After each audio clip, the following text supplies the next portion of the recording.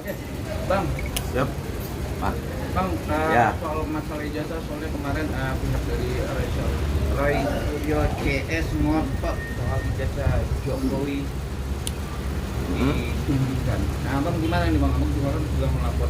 Gini loh ya, saya ingatkan lagi, kalau Pak Roy Suryo mau lihat ijazah Pak Jokowi sebenarnya mudah sekali.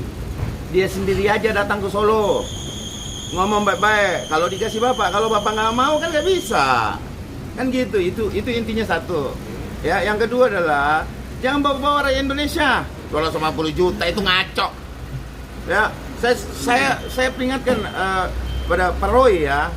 Sekali lagi, Bang Roy, ya nggak usah lagi berhenti ikutin proses hukum, berhenti komentar-komentar sana sini, itu malah memperkeruh suasana. Ini skripsi, entar kakak, entar KTP, sertifikat tanah, ini palsu semua jadinya, kan gitu. Jadi gini loh, kalaupun ada proses yang namanya itu administratif, itu seperti apa? Nah ini datang Rismon nyari sana sini orang gini loh. Ya, saya ingatkan juga saudara Rismon, Pak Rismon, Anda datangin ya Pak Kasmujo, ya dia tidak ingin diminta keterangannya, itu melanggar HAM itu. Nah, ingat, yang bisa menabrak HAM, hak asasi manusia, ya adalah perbuatan pidana. Ya, itu harus Anda mengerti dulu.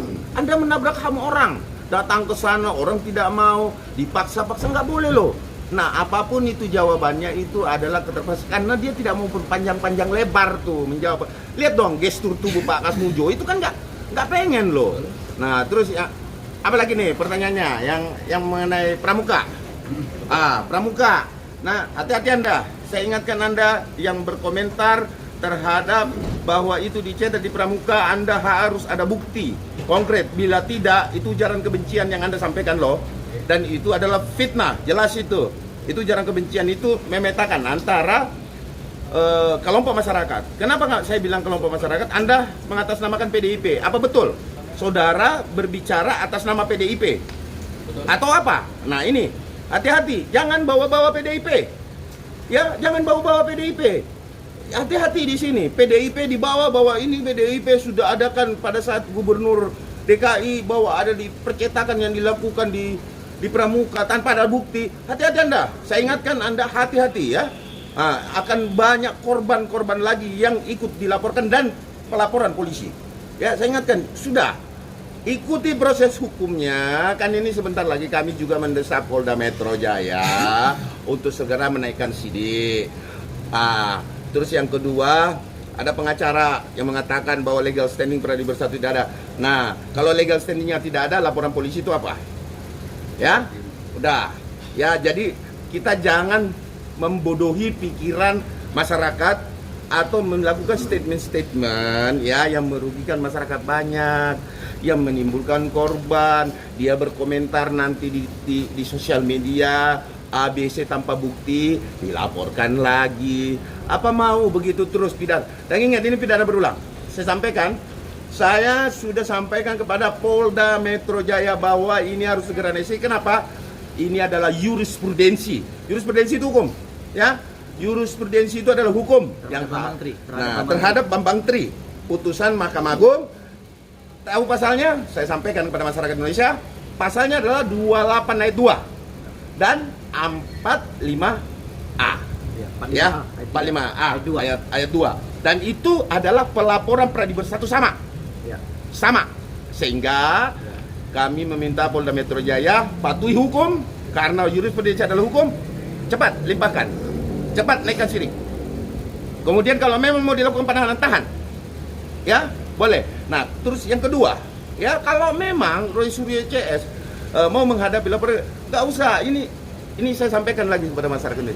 Saya melihat dalam dialog publik, ya ini ada ketakutan nih sebenarnya nih dengan laporan Pradi Bersatu nih, ya ada ketakutan nih sehingga tidak disinggung. Yang disinggung 310, 311 yang sifatnya tidak bisa ditahan, ya karena kalau laporan Pradi Bersatu itu minimal 6 tahun tuh, ancaman hukumannya 6 tahun tuh, jadi ditahan tuh. Makanya dia selalu geser tuh, ada framing, ada arahan, jadi mengarahkan.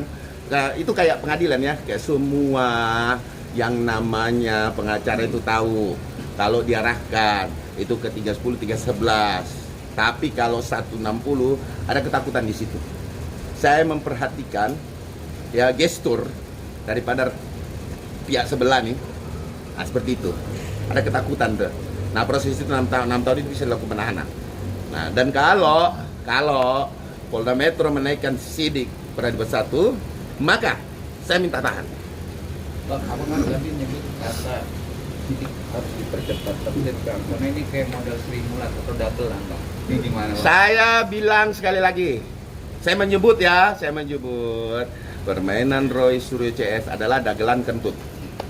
Baunya kecium, tapi tak nampak. Kenapa? Orang dia nggak pegang ijazahnya ngomong. Nah, gitu. Tanggapan dari Jadi gini rekan saya. teman-teman ya. Awal kami dulu melaporkan ke Bareskrim. Ya, laporan kita diminta untuk dilakukan di Polda Metro Jaya. Di Polda Metro Jaya juga diarahkan karena lokus atau tempat kejadian itu ada di JW Luansa waktu itu. JW Luansa itu kalau nggak salah di Jakarta Selatan.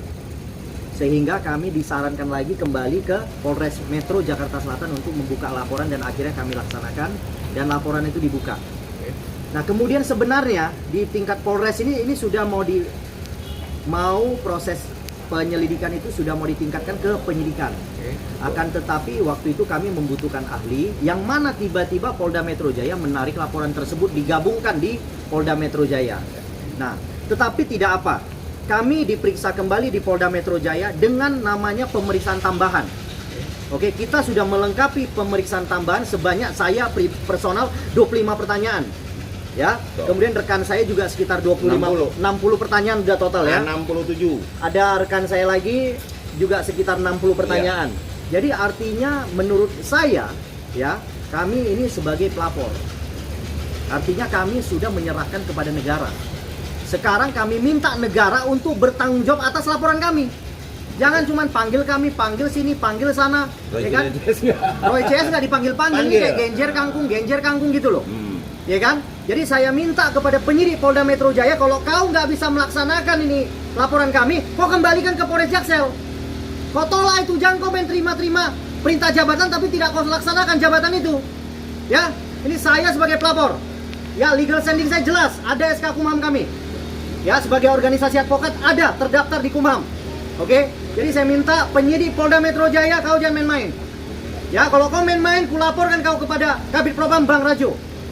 Ya, itu ultimatum saya kepada Polda Metro Jaya. Khususnya penyidik daripada Kamnek yang menangani perkara kami. Kami itu makin gaduh Bang dalam pertanyaan ijazah. Mabes Polri sudah menyatakan itu ada kami. Tapi dari pihak Resolusi sendiri bergiliran nih Bang sampai mendatangi ke sana ke sini. Nah, Bang melihatnya gimana sih Bang? Oke. Itu saya sebut sekali lagi adalah pidana berulang. Kenapa? Yang satu sudah dilakukan pelaporan, terbit laporan peradilan 1 dan teman-teman yang ada di Jakarta Pusat dan lain sebagainya, itu adalah diduga perbuatan pidana, dilakukan lagi, makanya itu dinamakan adalah tindak pidana yang berulang-ulang. Nah, sehingga ini harus segera diproses, kalau enggak berhenti. Nah, tapi ada yang ngeri-ngeri sedap ini. Saya yakin betul dengan laporan kami disatukan bukan berarti akan ditutup, tapi itu saya yakin betul efisiensi penyidikan akan dilakukan, kemudian setelah itu akan diproses. Dan saya sudah meminta, saya nanti kasih teman-teman surat bahwa surat kami juga sudah sampai ke Kapolri.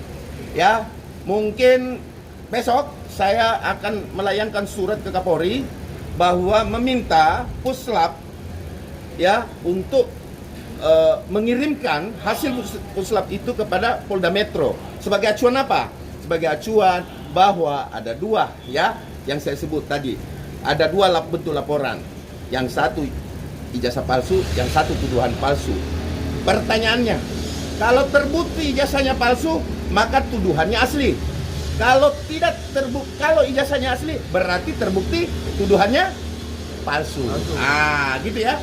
Jadi dua perkara yang notabene memiliki memiliki benang merah bersama-sama. Kalau tuduhan palsunya terbukti bahwa Ada ijazah. ijazahnya Ada asli, asli. berarti tuduhannya bukan tuduhan palsu. Ya. Tetapi kalau ijazahnya asli, berarti tuduhannya palsu.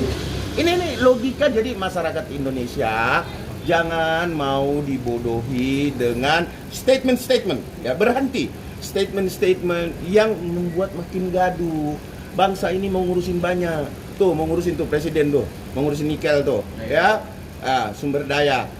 Itu kemudian mau ngurusin investor tuh, Prabowo Gibran lagi konsentrasi untuk bangsa ini. Jangan kita menghabiskan energi di sini. Tunggu proses hukum. Kami lakukan upaya hukum untuk segera naik sini. Bang, Abang Ya. menyebut Jadi saya tambahin sedikit lagi, ya saya keras loh. Saya minta Polda Metro Jaya, kau nggak bisa laksanakan perintah jabatan, kau kembalikan ke Polres Metro Jakarta Selatan, di mana kami membuka laporan awal. Jangan kau tarik-tarik, habis itu kau telantarkan kami. Ya ingat ya, Polda Metro Jaya, saya ultimatum kamu.